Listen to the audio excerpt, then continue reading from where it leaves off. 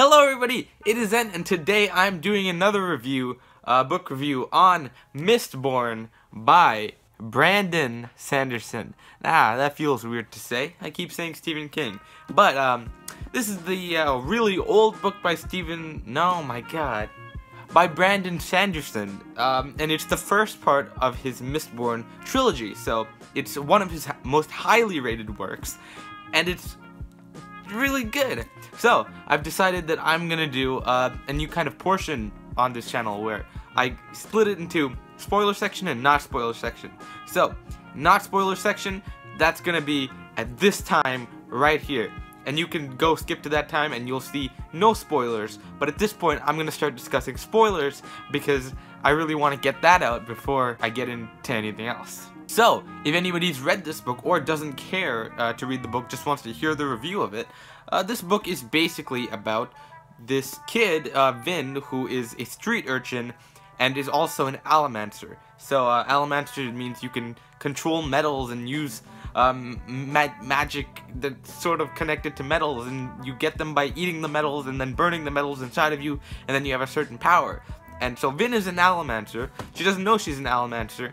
But then a guy named Kelsier comes and finds out that she's an allomancer, and so takes her, not just an allomancer, she's a Mistborn, which is the title, and that just means that she can control all metals, so that's pretty cool. And Kelsier takes her under his wing, and he's also a Mistborn, and goes off and trains her, and goes and attempts to take over the final kingdom, and kill the Lord Ruler, and that's kind of the story. The reason that they try to kill the Lord Ruler and do all this kind of stuff is A, for the wealth of it, and B, it's so that, because there's a bunch of Ska who are slaves, and they're like, nah, we don't want that, and so they're gonna go and try to free the slaves. So that's kind of what's gonna happen in the entire book. Now, first of all, I loved the twist near the end. Now, this twist, it was not something that you could predict, as you know with Brandon's works. He never has a plot twist that you're able to predict. It's always out of the blue, and you're just like, wait, what? And you don't even believe it for the first few pages, but then you get into it. The twist for this one was that turns out Kelsier was actually a legendary genius and planned every single mistake that he had done up to this point, and planned his death, and then did it all so that he could rally up all the Ska who didn't want to fight before and make them fight now. So that was a pretty cool twist. It wasn't huge, it didn't break everything, but it was big enough that it was like awesome. And also at the end, I really enjoyed that they were tough enough to actually show up, that Brandon was tough enough to show up and actually kill the Lord Ruler, which is really good. I really didn't expect him to end up doing that in this book. I thought it would take 2 or 3 books to get there, but my man just did it right away in the first book. So I'm excited to see what happens in the second and third book. Also, the big reveal at the end that the king is actually not the real king, but the real king was killed by that king, and that king took over his power. So that was pretty awesome too.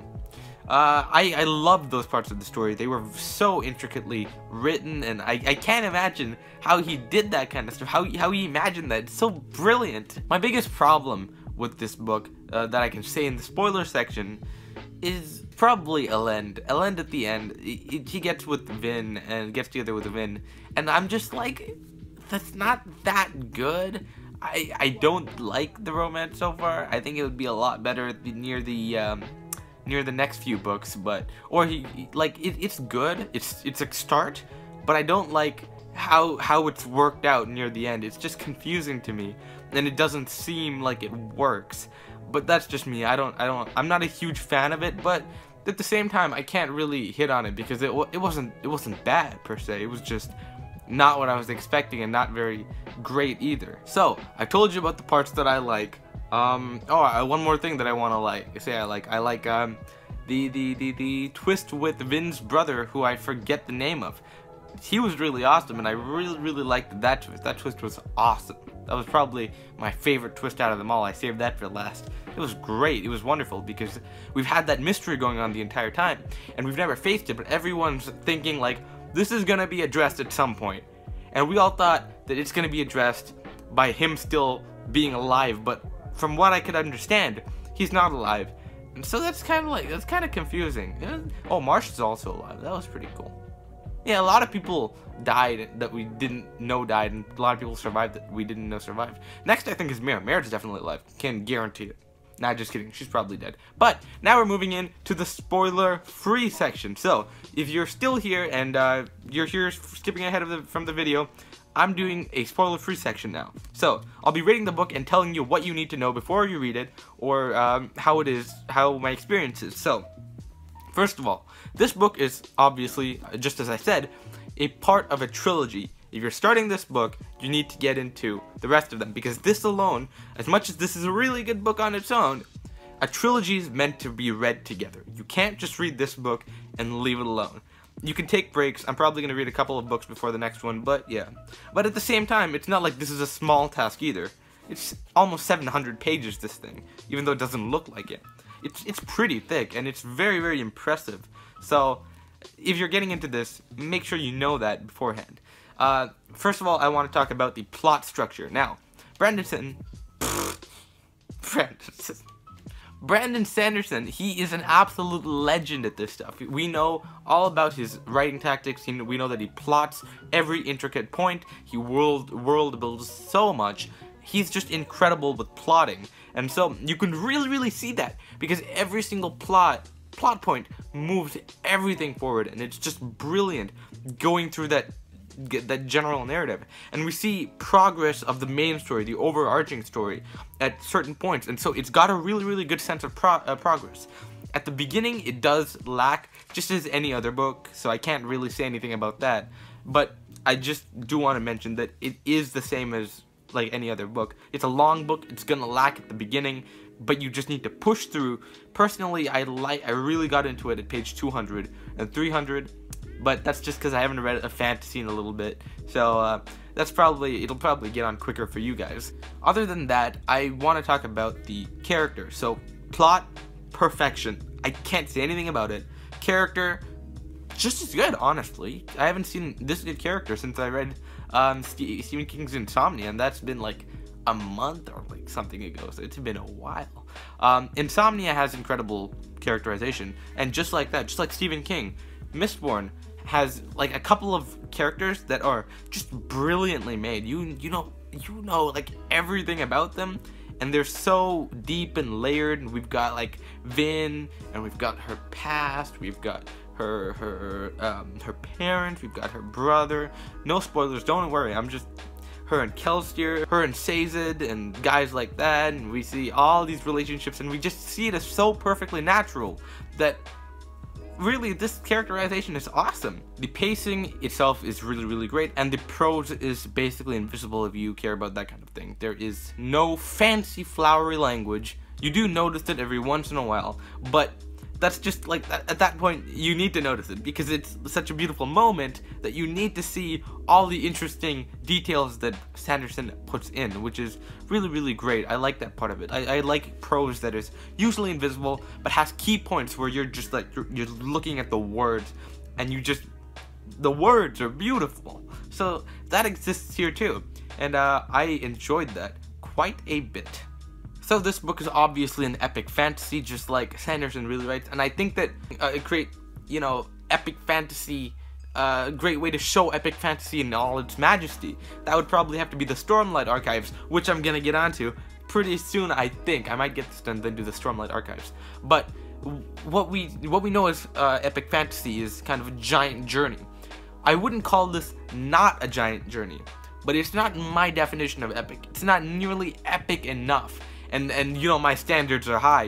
The only really epic fantasy I can remember reading is The Stand, and that thing was epic. It was incredible. It was 400,000 pages, and it was complete destruction and creation of America, and it was epic, man. It was epic.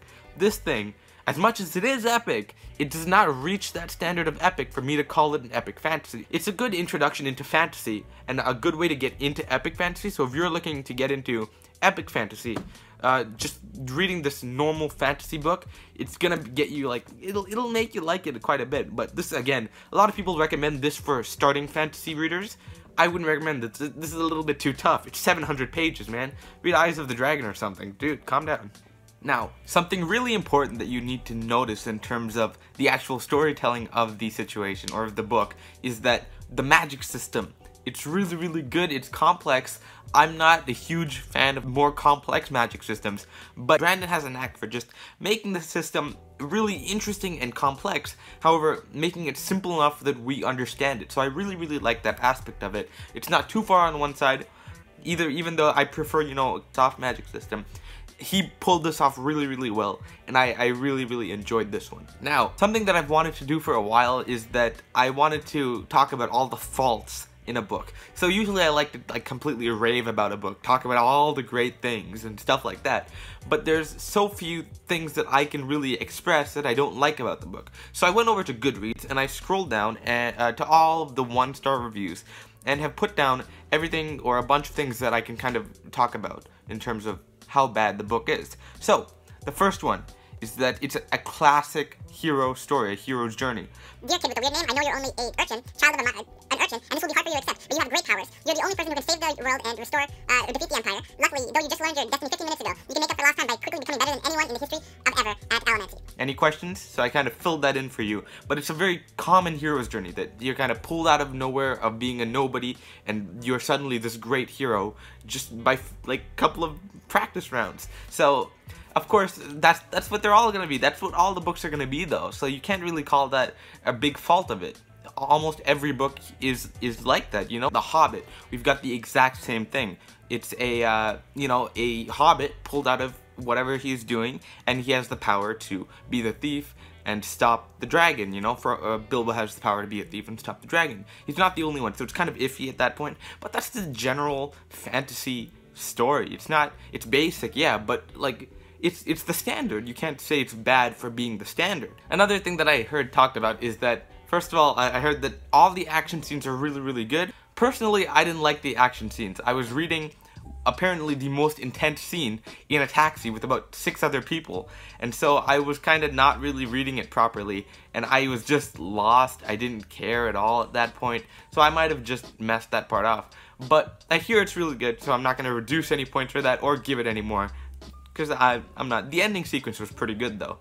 Not my favorite. It's a little bit cluttered, but, you know, I'm okay with that. People say that Brandon is verbose. He talks a lot about, you know, he extends his sentences from just a basic meaning into, like, a ton of stuff. I didn't really see that. I think that it was really fairly well done, and I can't really say anything bad about that either. It's well done, and I didn't notice anything wrong about it. Another thing is that people say that Brandon does dialogue. I see it, I understand, there's some bad dialogue in here, but it's not really bad dialogue. It's not horrible dialogue. It's just dialogue at some point where you just stop and be like, this isn't how people talk. But it was rare enough that it didn't really matter that much. By the time I finished, I didn't even remember that. But kind of thinking about it, I know that I've stopped many, many times. Not many times, but a good amount of times thinking, this isn't how it works. One big problem I had with the book is that it was, Sanderson likes to talk about his books in interviews and stuff. It's about a gang of thieves who try to overthrow the empire of the Dark Lord by robbing him silly and driving his armies away from him. That's what Sanderson pitches it as, and like you probably heard that pitch because it's everywhere. My problem with that is that it's completely inaccurate. That's not right. That's not what happens at all. I don't see that as the story. The story is completely different from that. The story itself, it was a lot better than the pitch. I didn't really like the pitch. I was kind of worried about going into it, but the story itself was 10 times better than the pitch. So I don't like how Brandon said the stuff. That's kind of my big thing. In terms of the characters, people tend to not like Vin a lot, and I see it. I see it too. Vin is not exactly a likable character. She's interesting and she's fun, but I wouldn't call her likable. I don't see anybody relating to her. It tends to be different. Nobody really likes the characters until the end, and by the end we kind of were growing on her, but I hear that book 2 and book 3, people like Vin a lot more. So that's probably gonna change. So the last two things is that Sanderson repeats a lot of stuff. Before going into the actual series, I read this on Goodreads, and I thought, I don't want that. I really don't like that. And so while I was reading, I did notice that he repeated a lot of things. But that was just at the beginning, just to like make sure we understood everything. And it's not exactly an adult book, it's kind of a children's book, so not exactly a children's either, but you know, it's in the range. So we wouldn't be expected to understand and remember all of these things. And so he just kind of repeats a few at the beginning, and then at the end he doesn't repeat them. So it's just a problem at the beginning, and I don't mind it because it's not a lot of repeating, it's just repeating in itself. And the last thing is that the ending was really cramped. I fully agree. I was not a fan of that. See, the book I thought was gonna end, and then there was another 50 pages of the real end, and I'm just like, boy, this was supposed to happen in the last book. Why is that happening in this book? Like, I don't like that. And I ended up really liking it at the end because I liked that they put that ending in because it was way more satisfying than the alternate ending. So I'm really happy that they did put in this ending. So, you know, it's cramped, yes, but it serves the purpose. We didn't expect it to go in that direction. We kind of expected it to be that ending and then just following action after that. But no, we had the climax, we went down a little bit, and then right back up, and we took the highest climax, and it was great. I liked it a lot, but going into it, it was like especially cramped, and I'm not a fan of that. But it worked out in the end, and so I'm still good with that. All things considered, I would still give Mistborn a 5 out of 5 because it's still an incredibly complex series that's made extremely simple. It's a very well written out and plotted story with lots of twists and unexpected turns, and I really enjoyed the story as a whole. No matter how much these little things might bother me to a small extent, it didn't really hinder my entire enjoyment of the story, and so I just went on, and it was great. The ending was very satisfying, and I haven't had an ending that good. I haven't read an ending that good in so long, because I've been reading a lot of Stephen King, you know? But that was a really good ending. I like that a lot, so I'm happy about that. Thank you guys for watching. If you like this review, hit that like button down below. And if you want to see more Brandon Sanderson reviews, any fantasy reviews, Stephen King reviews, anything like that, make sure to subscribe so that you don't miss the next video. Let me know in the comments down below what you want me to read next or what you want me to review next. I'm always reading your comments, and I can guarantee I'll reply to your comment, and if I don't, just comment again. I'll make sure to reply to you. Thank you guys for watching, and I'll see you in the next video. Goodbye.